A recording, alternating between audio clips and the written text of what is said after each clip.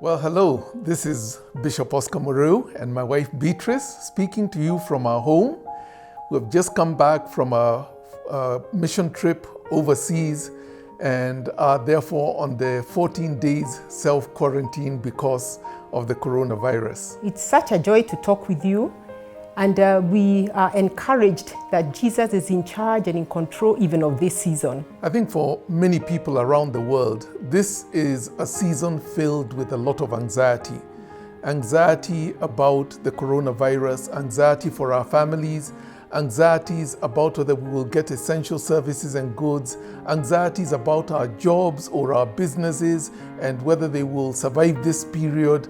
And I just want to say to you a message from the Lord that we needn't be anxious. We have the privilege of trusting in the one who created the world and the one who oversees and governs the world. And God is still on the throne. After King Solomon had made the temple, built the temple for the Lord and dedicated to God, God spoke to Solomon and he gave him these words: "If I ever shut off the supply of rain from the skies, or order the locusts to eat the crops, or send a plague on my people, and my people respond by doing four things: humbling themselves, praying to me, seeking my presence, and turning from their wickedness, God promised that I would hear from heaven and forgive their sins and restore their land to health."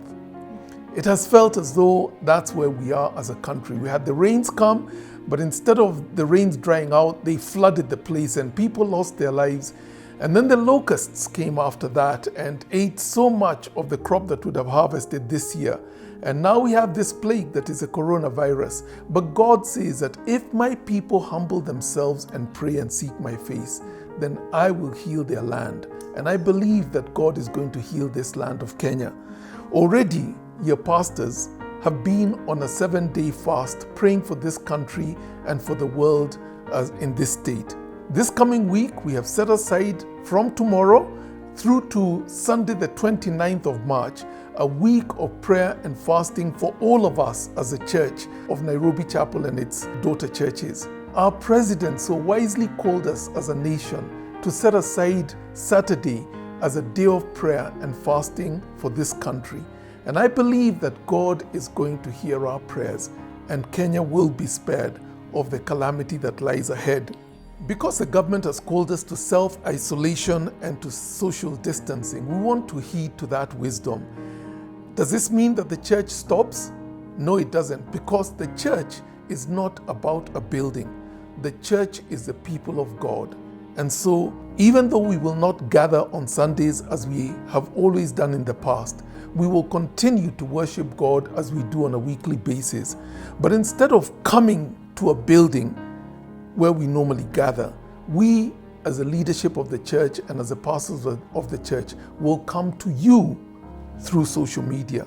Our services will still be at 10 a.m. in the morning every week, and we'll live stream it into your homes so that you can gather together with your family and tune in and listen in to the message. This way, we can still be the church of God and gather together in worship and still fulfill the request of the government about social distancing. Chapel family, collectively, we're inviting you to join us so that we can fellowship together online.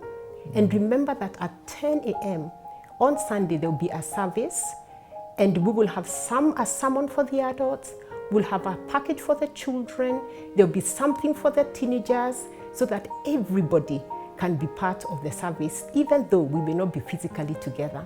Your pastors are still on duty also, and if you need anyone to talk with or to pray with, or there is a need in your family, a crisis, just call on us and we'll do everything possible to be with you and to stand alongside you. For now, remain calm. And as Paul said to Timothy in 2 Timothy chapter 1 and verse 7, God did not give us a spirit of timidity or cowardice or fear, but He gave us a spirit of power and of love, of sound judgment, and of personal discipline that results in a calm, well-balanced mind and self-control. We are not a people of fear. but a people of faith. I will not be defined by this virus. I will not be defined by fear. I will always be defined by the accomplished work of our Lord Jesus Christ when he went to the cross for us. I will be defined by faith in God. So be calm. Be wise and careful about social distancing. It's for your good.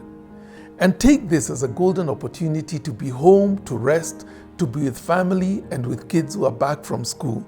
I will be preaching from Psalm chapter 11, and I want to wish you all very well. God bless you.